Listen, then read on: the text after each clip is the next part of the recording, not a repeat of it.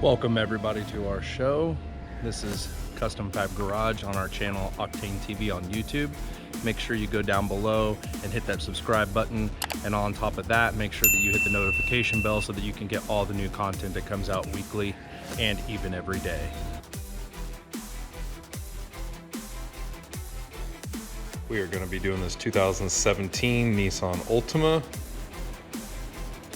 Every speaker in this vehicle seems to be blown. I'm not sure if somebody just abused it really bad or what happened, but it sounds really, really bad. We're gonna go ahead and replace all those today.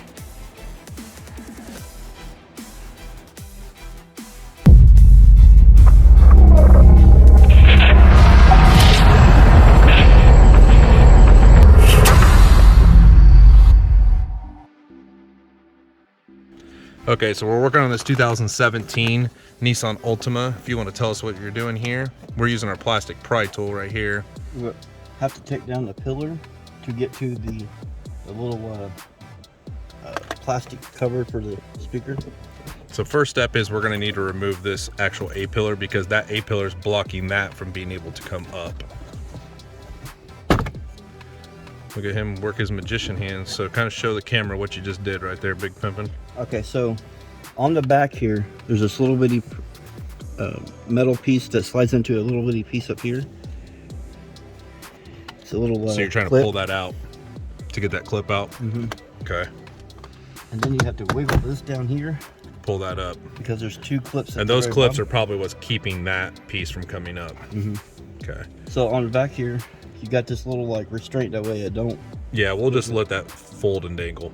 Or you can take out the screw, like I did on the other side. Or pull this little thing out. Yep. Me, personally, I just take out the screw, that way I don't screw it up. Yeah, you get that joke right there. Take out the screw so you don't screw it up. Or screw it down. Key, don't drop the screw or the soap. There's this little hole. Okay. It has this little... So that way it holds in there. That way it don't go flying at your face and kill you when you get into a wreck with the airbag deploying. And then there's the plastic piece that you'll want to take up. Get your plastic pry tool in there, and that'll help you to be able to get everything up. They got several little bitty clips in here. You just have to, be careful to get them up. Yeah, you got to be very careful. You don't want to break anything. That's the biggest thing. Is a lot of these older cars like this, which this car isn't really that older, but you got to be careful with the way that they make these hexagonal patterns like this, because if you push on it too hard, this start will just break off. So you got to be very careful the way you do it. Especially with the older cars, this gets brittle. That will be brittle and it will break, especially S10s. They're the most notorious for it. So here is your speaker right there. Now we are going to take a 3.5 and put in there. This has a four bolt pattern on it, but we're going to put an actual 3.5 in there. We'll show you kind of the difference of what it'll look like. And these two parts right here are what kind of slide into the dash like this. So you want to keep careful that you don't, when you're pulling up on it, you want to slide it out. You don't want to just, like don't jerk it up. So that way you don't break that off. And then there's the connectors, and that's how it sits in there. So that piece is keeping you right there. That's holding down with the A-pillar. Here is the stock speaker, which has a 4-bolt location, but it only uses 3 bolts. We're going to be using a 3.5 to replace it, which it will bolt up right where those go because it'll sit like this.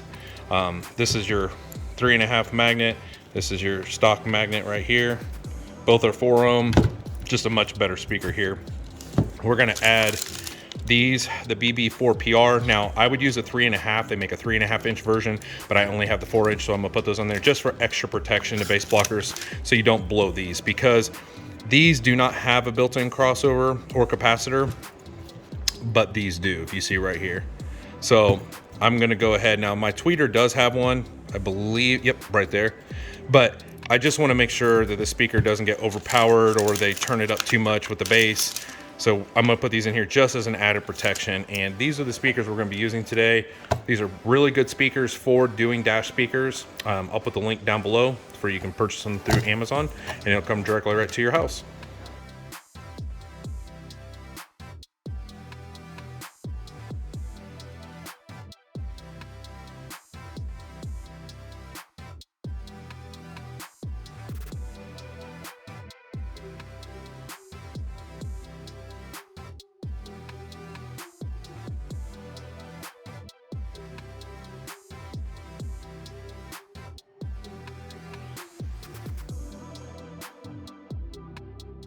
So here is the speaker he's removed right here. And then there's a little clip down there and you're gonna unplug that. So basically you're gonna have to push on that clip right there, see where he's getting at.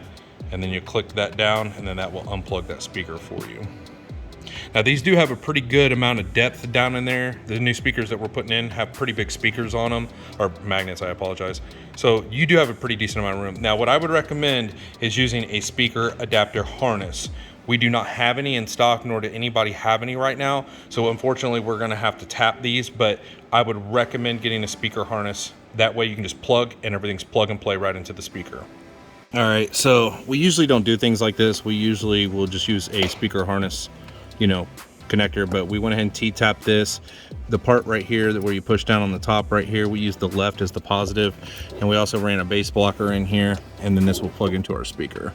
But we usually just will use a speaker harness and basically just plug that in and then plug it right into the speaker. It's already got these two ends on there and then a plug that just plugs right in directly into there. So not a big deal. All right, so we got the speaker down into there.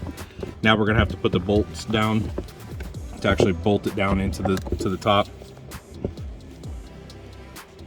So that one is actually installed right there and mounted down. Everything looks really good, and then the actual cover will go right back over.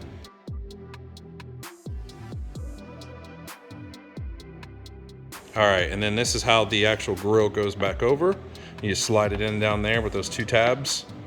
And then when you push it back down, that'll just snap right down into place. Remember, we got to plug that sensor in, right? No, it's the other side. Oh, it's the other side. Okay, so this has got a dummy sensor on the driver's side, but the passenger side, you have to plug that sensor in. There's a plug because that's actually probably I'm guessing that's for the weather and everything else like that, inside temperature and stuff.